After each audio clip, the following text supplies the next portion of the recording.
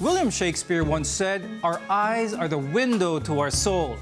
From a medical perspective, our eyes are really a window to our overall well-being. This is why on World Sight Day, we're going to take a closer look at how we can maintain the health and well-being of our eyes. I'm Dr. Freddy Gomez. Welcome to MedTalk Health Talk on CNN Philippines.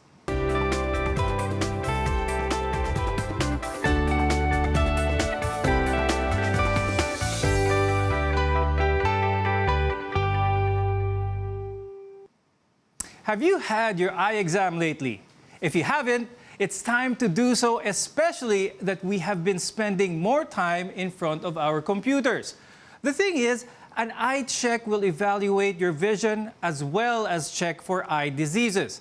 The sooner we know if there's a problem, the sooner we can address it. With us today is Dr. Edward Uy. He's an ophthalmologist and cornea and external disease specialist from the Makati Medical Center. We also have Dr. Manuel Delfin Jr. He's the president of the Philippine Glaucoma Society. Thank you both for joining us today. Now, over these next several months, we'll be spending even more time in front of our screens. But we need to understand that our screen time can affect our eyes. Let me start by asking Dr. Uy first. Dr. Uy, with this pandemic, have you also experienced increased screen time? Yes, it's something that we don't really want, but most of the people right now has to stay at home, work at home.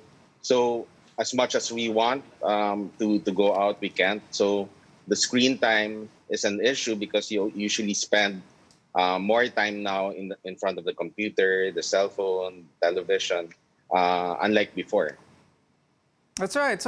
So many of us are experiencing this more time in front of our computers or tablets or cell phones as a result of this COVID-19 pandemic. Now, Dr. Uy, how does our increased screen time affect our eyes? Is it primarily the light emitted by the gadgets, or is it the prolonged focusing on one thing at a relatively close distance? Normally, our eye work when we focus near. So whenever we need to read something or we do something in front of the computer, the muscles of the eye will usually accommodate and focus. And you're correct, eye strain can happen. So the only logical way to go around it is to limit time in front of the computer.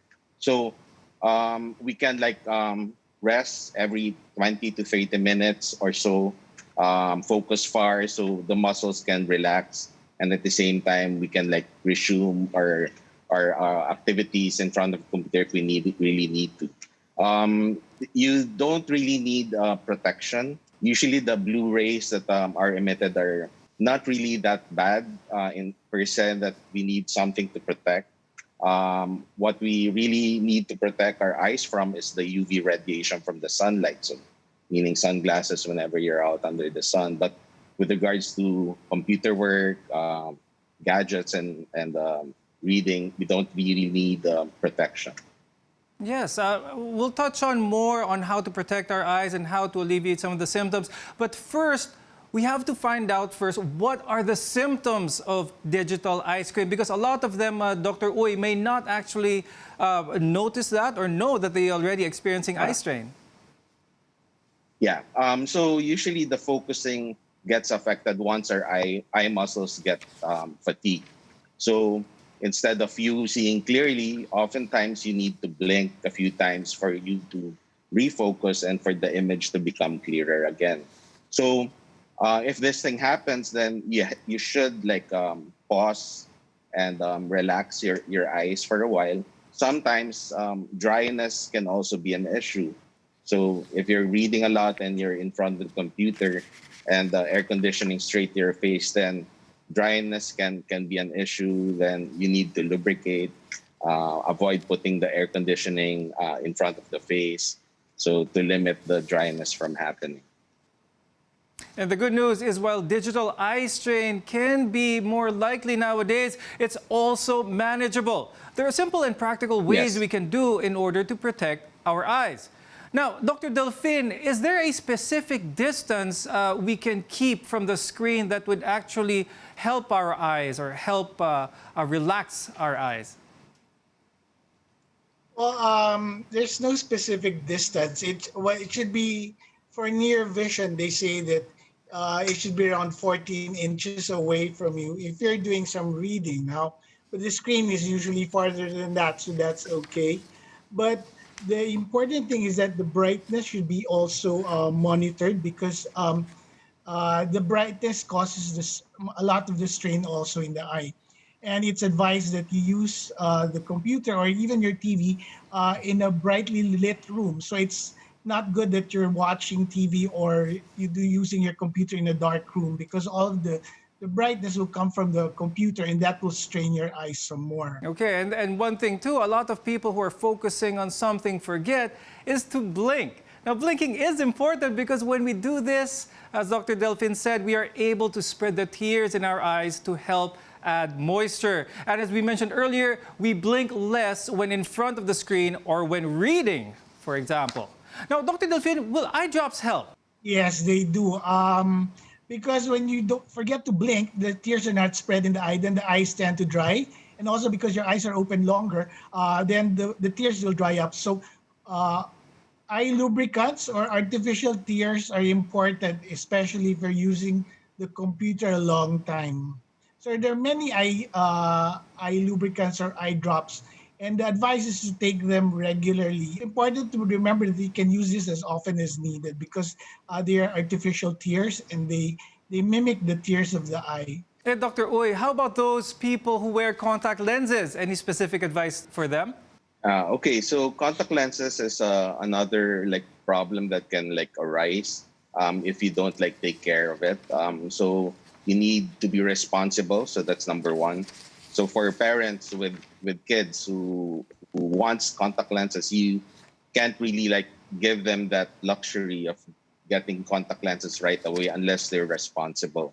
So you have to count the number of days you're using them. So day one starts the moment you open the contacts and not because of the number of days that you use it in a week.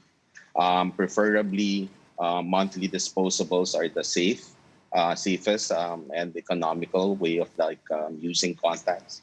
And you need lubricants with the contact lenses. So any irritation whatsoever, like redness, discomfort, you have to remove the contacts and use glasses and see your doctor. So chances are higher for people who wear contact lenses that they can get an infection or irritation in the eye.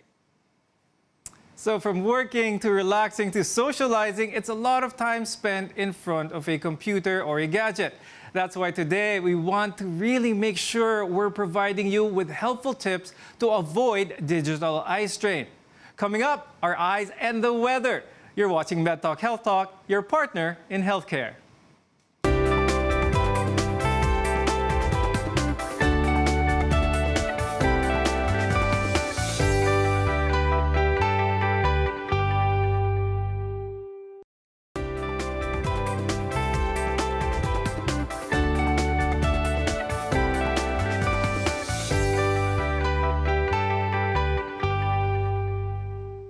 I'm Dr. Freddy Gomez and welcome to MedTalk Health Talk on CNN Philippines. Elements of the weather can directly affect our eyes. Let's begin with lower humidity outside. Dr. Uy, how can this affect our eyes, this lower humidity that we sometimes experience? So any change in the weather can greatly affect our eyes in the sense that we need to adjust as well to the condition. So ideally, you want something less humid and for you to really function maximally. So I suggest that you make sure that there's no sudden changes in the temperature. If you're staying out, can't really go to something really cold right away. So you need your time to adjust, or else your eyes will have a problem with the focusing as well. That's right. So, Dr. Delfin, we're also experiencing naman a lot of rain nowadays. Is there an effect on the eyes in this situation, the higher humidity? Increased humidity will affect will affect your eye. But it all boils down to really that your eyes have to be well lubricated and moist.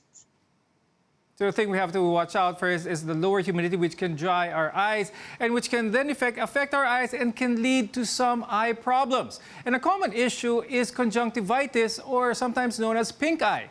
Now, Dr. Uy, what is conjunctivitis at ano mga sintomas nito? Yeah, usually conjunctivitis will have like red eye or pink eye, and there are like three different kinds. So it can be allergic related, can be a viral infection, can be a bacterial infection. So hard to like really say just by looking at the person from afar. So we suggest that any eye redness, you need to see your doctor to really identify the cause of the conjunctivitis. That's right. So seeing your eye doctor is your first bet. So as much as possible, try not to self-medicate with over-the-counter eye drops, but see your eye doctor first. Now, other eye problems we should be aware of include cataracts and glaucoma. So let's briefly go through these two diseases. Dr. Delfin, what's the definition of cataracts and glaucoma as well? Well, the cataract is opacification, or in layman's terms, whitening of the lens of the eye. The lens gets more white as we get older, because the lens gets, or what we call like a hazy, cloudy, or smoky vision. Glaucoma is different in the sense that it can cause blurring of vision in the later stages, and in this case, the vision gets your field of vision, or your scope of your vision, gets narrower and narrower because of the glaucoma. So cataracts are treatable with surgery. Just take out the cataract, and vision should be fine. With glaucoma, we treat it with eye drops or laser or surgery. But these have to be examined and by the doctor. So if you're experiencing vision problems, don't wait too long. So please consult your ophthalmologist.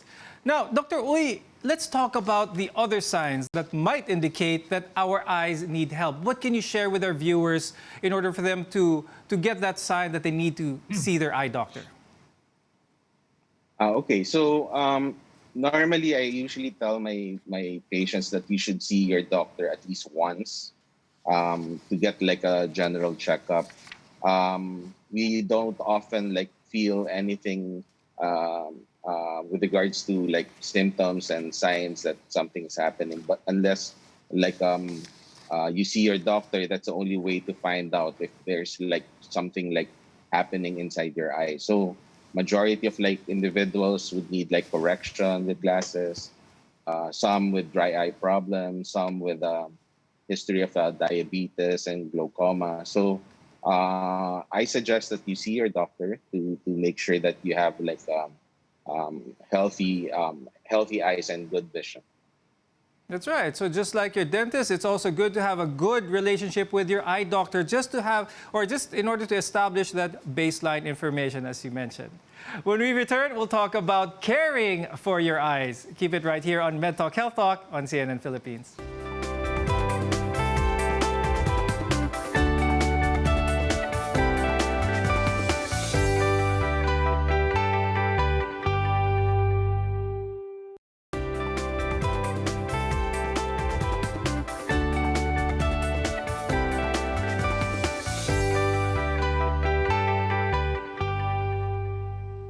I'm Dr. Freddy Gomez. MedTalk Health Talk is your connection to healthcare. And today, it's all about your eyes. Caring for our eyes includes taking an eye exam. Routine eye checkups are there to help maintain 20/20 vision and, of course, healthy eyes. Now, Dr. Uy, how often should one have an eye exam? So for children, we usually like see them every year. We expect children with error of refraction for the grade to change every year or so as they grow up. But after the age of 21, usually the vision, like the grade stabilizes. So we don't really need to see them like every year unless you have like history of diabetes or glaucoma. or other diseases and that are genetic that we need to like really check every year. That's right. Now, most people will worry anytime they have to undergo a health exam. So today, to avoid the worrying, we'll walk you through what to expect when you go for your eye exam. Still with Dr. Uy, can you tell us more about what someone who's never had an eye exam before, what can they expect on their first visit? Okay, so I want to assure everyone that it's not really scary. It's more of like getting evaluated. So if you can't see good, like far or near, then you know for a fact that you need to see a doctor because you need to be evaluated. Majority of the patients would just need glasses, and they'll be like seeing 20/20, and they'll be shocked at to how vision should be that clear when in fact they opted not to see one, and they're like coping with the situation. Other than the vision, then we also like evaluate the eye pressure. We look at the retina. So all in all, the checkup would take about like 20-30 minutes, and at least you'll be sure that your eyes was evaluated properly. And Dr. Delfin, what are some of the conditions or diseases that can be diagnosed through an eye exam? Well, the most common one is what we call an error of refraction, or meaning you're either nearsighted or farsighted. I guess parents should have their children examined if they're of school age, so that we can determine if they need glasses or not early in life. Parents, before they get before their children start school, it's advised that they have their children checked, no? And then for the vision, of course, what else affects the vision? So we can determine if there are problems in the cornea or the redness of the eye and the lids, if their lids are affected. And then we can see if there's a cataract or not. And when we take the eye pressures or the pressures in the eye, we can check if they have glaucoma or not. Then we can look at the back of the eye, which is the retina and the nerve. And from there, we can determine if they have problems in the retina. And diabetes is one of the major factors that affects the retina, hypertension also. And the nerve also, we can check if it's normal or not, and that is usually affected by glaucoma. So we can check all of this in that 30-minute exam that Dr. Uy mentioned earlier. That's right. And keeping our eyes healthy is actually easier than a lot of people think. And there are a few basic things we can do in order to protect them against potential eye problems. Dr. Uy, what are some practical ways that our viewers can learn in order to take care of their eyes? Okay, so glasses. So if you have an error of refraction, you need to be corrected with the proper spectacles. Wearing sunglasses whenever you're out under the sun is another thing prioritize when you're out. For contact lens users, you can't like sleep with them. You have to replace them when needed and put lubricants in your eyes. Daily supplements. So usually we advise green leafy vegetables. So anything with high lutein can help with the retina as well. That's right. And we also learned from our elementary days that vitamin A is good for the eyes. And that is true. And the top sources of vitamin A are your carrots, your broccoli, your melon, and calabasa as well. So once again, happy World Sight Day to everyone. And with that, we'd like to thank our guests for today, ophthalmologist Dr. Edward Uy and Dr. Manuel Delfin Jr. I'm Dr. Freddy Gomez. MedTalk Health Talk is your partner for a lifetime of good health. Be safe and be well. Thanks for watching.